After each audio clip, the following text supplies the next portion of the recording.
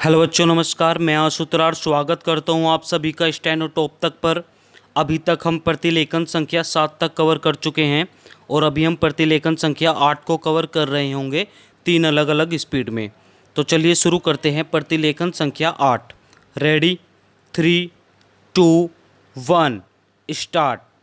उपाध्यक्ष महोदय, जिस प्रकार से दूसरे स्तरों पर तथा क्षेत्रों में अनुकूल संहिता की व्यवस्था तथा उसका पालन आवश्यक है, इस दिशा में भी जो महत्वपूर्ण तथा लाभदायक कदम उठाए गए हैं, उनमें से सार्वजनिक क्षेत्र के उद्योगों पर संसदीय कमेटी का गठन महत्वपूर्ण है।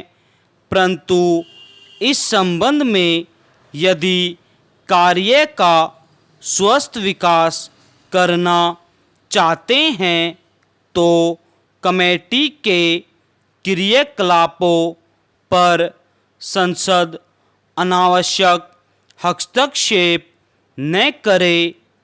अतः इस कमेटी द्वारा एक निश्चित विधान द्वारा कार्य हो।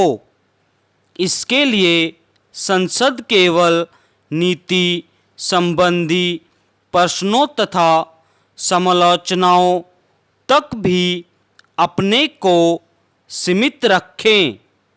यही सब लोगों द्वारा भी अनुभव किया गया है। तत्पश्चात सार्वजनिक क्षेत्रों पर नियुक्त कमेटी का यह दायित्व होगा कि वह प्रशासनिक तथा व्यापारिक प्रश्नों पर यूनिट द्वारा निर्धारित नीतियों पर गहराई से सोचे।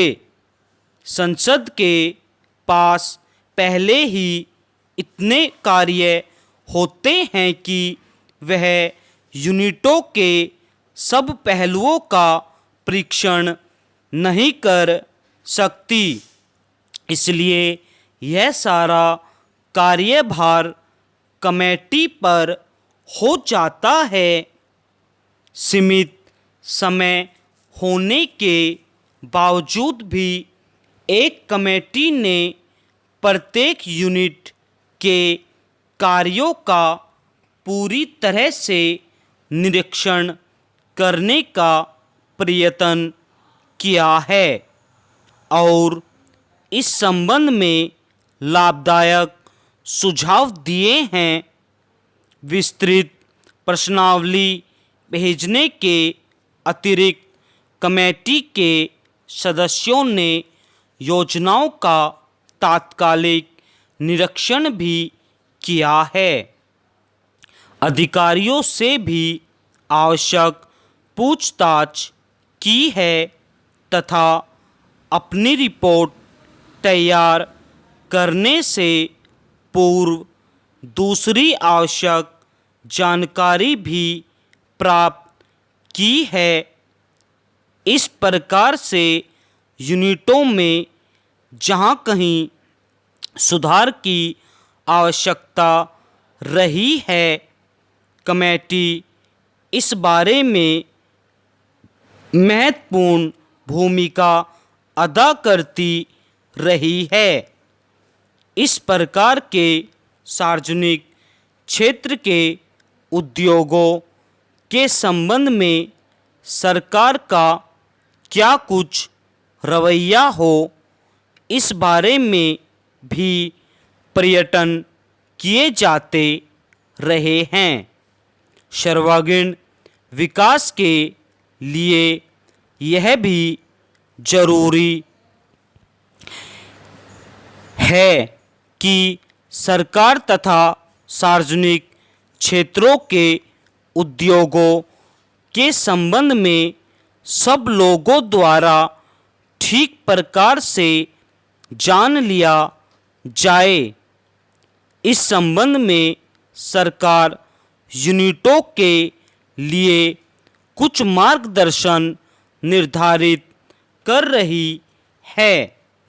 अतः मेरा सरकार से अनुरोध है कि इस बात का पूरी तरह से पालन हो जिससे कि लक्ष्य प्राप्ति हो सके। स्टॉप। Again ready 3 2 1 start.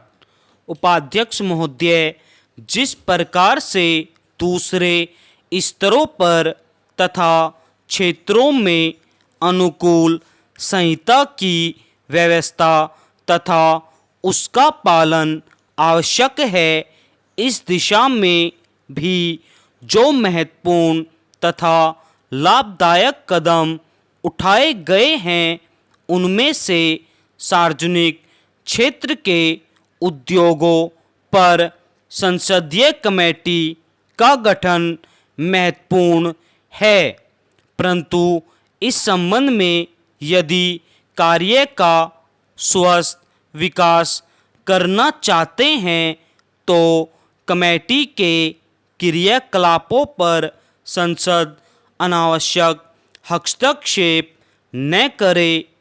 अतः इस कमेटी द्वारा एक निश्चित विधान द्वारा कार्य हो।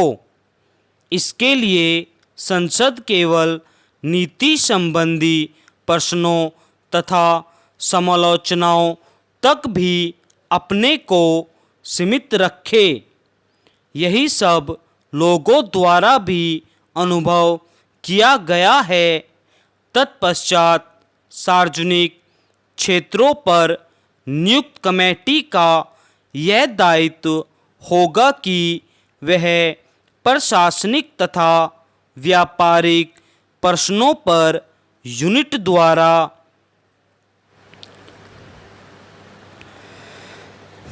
निर्धारित नीतियों पर गहराई से सोचे।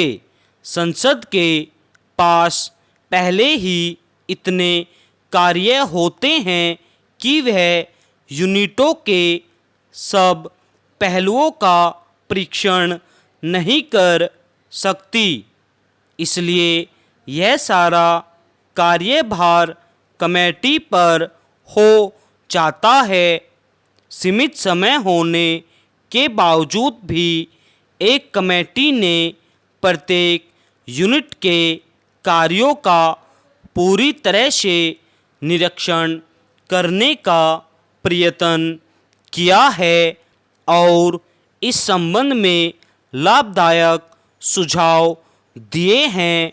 विस्तृत प्रश्नावली भेजने के अतिरिक्त कमेटी के सदस्यों ने योजनाओं का तात्कालिक निरीक्षण भी किया है।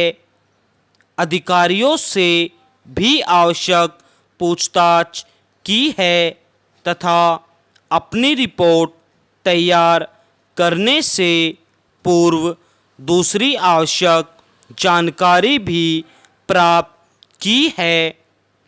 इस प्रकार से यूनिटों में जहाँ कहीं सुधार की आवश्यकता रही है, कमेटी इस बारे में महत्वपूर्ण भूमिका अदा करती रही है।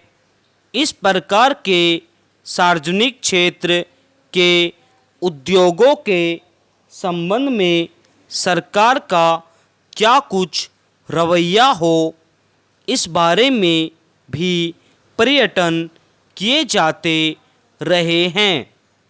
सर्वांगीण विकास के लिए यह भी जरूरी है कि सरकार तथा सार्वजनिक क्षेत्र के उद्योगों के संबंध में सब लोगों द्वारा ठीक प्रकार से जान लिया जाए।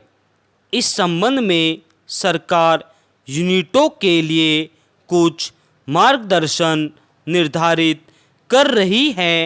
अतः मेरा सरकार से अनुरोध है कि इस बात का पूरी तरह से पालन हो जिससे कि लक्ष्य प्राप्ति हो सके।